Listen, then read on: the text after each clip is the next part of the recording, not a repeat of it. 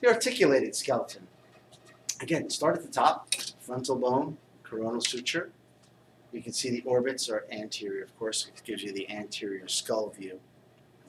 And then the nasal cavity with the concha, and the vomer is inferior. Maxilla, alveolar margin of the maxilla with the alveolar processes involving the teeth. The mandible with the mental foramina and the angle of the jaw. Posterior mandibular condyle, anterior coronoid process. Don't forget the disarticulated hyoid bone, which is not articulated with any bone structure. It's suspended by ligaments above the larynx, involved in swallowing and chewing. Mastication and deglutition is swallowing. Here we have the clavicle, which we'll do next time. And what you're going to need to know about the clavicle is the sternal end and the acromial end, because this is the acromial end of the scapula, or the acromion process of scapula. So the sternum has three parts. The top is like a knot of a tie, called the manubrium. The manubrium has three notches. Superior notch is called the jugular notch. The two lateral notches, makes sense, is called the clavicular notch. The manubrium is separated from the sternal body, the body of sternum, by the sternal angle. The most inferior part of the sternum is the xiphoid process, xiphoid, and that's a more flexible area, which has some cartilage. All of this here connecting the ribs to the sternum is called costal cartilage, which is hyaline cartilage. And there are 12 ribs on both sides. The first 7 articulate directly with the sternum via the costal cartilage. So the top 7 ribs, 1 through 7 on both sides, are called true ribs. 8 to 12 are false ribs because they only articulate with the costal cartilage. And the last 2, 11 and 12 on both sides, are floating ribs. And you should know this is anterior part of the lumbar spine as well. 5 lumbar vertebrae. And these are the vertebral bodies, which are anterior. The spinous processes are posterior. You can see them from the side.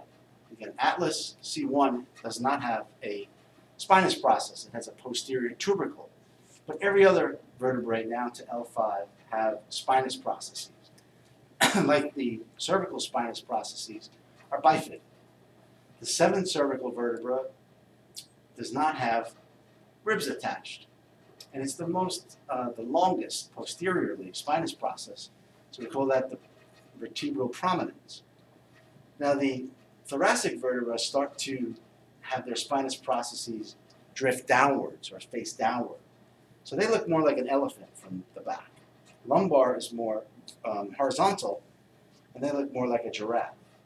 And that articulation with the sacrum, as you saw before.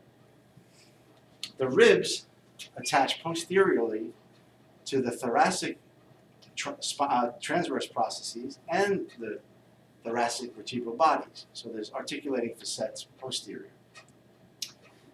Where the ribs turn, it's hard to see here, where the ribs turn is called the angle of the rib. It's on both sides, of course. The inner part of the ribs is an attachment point for our intercostal muscles. And the internal part of the rib is called the costal groove. You can see that. Not so great on this model, but when you see the rib by itself, you can see the costal groove.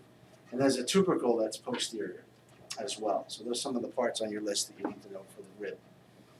Just in case you see a picture of just a rib on the practical. So down in the pelvis, anterior, you can see the pubic symphysis, that fibrocartilage between the two pubic bones. These are the iliac crests of the ilium. Posterior, you have the ischium, and the ischial tuberosity is posterior. Also, if you can see this, the actual notch that's right here is called the greater sciatic notch. So that's how I know this is posterior. And the ischial tuberosity is posterior. The articular surface for the femur head, this socket of the ball and socket, is called the acetabulum. The foramen right here, would be your obturator foramen. And I also mentioned before, the pubic arch, which you can't really see on this model, if it's an upside down C, it's more of a wide angle, obtuse angle between the two pubic bones, and that would be more female. If it was an upside down V, more acute angle would be more male, because the male pelvis is less wide or more narrow than the female for childbearing reasons. So the ilia, plural for ilium, are more flared in the female. Okay? And the pelvic brim is within here. This is the iliac crest, anterior superior iliac spine, anterior inferior iliac spine, which is down here, pubic bone, pubic symphysis, foramen obturator. Okay? Very good.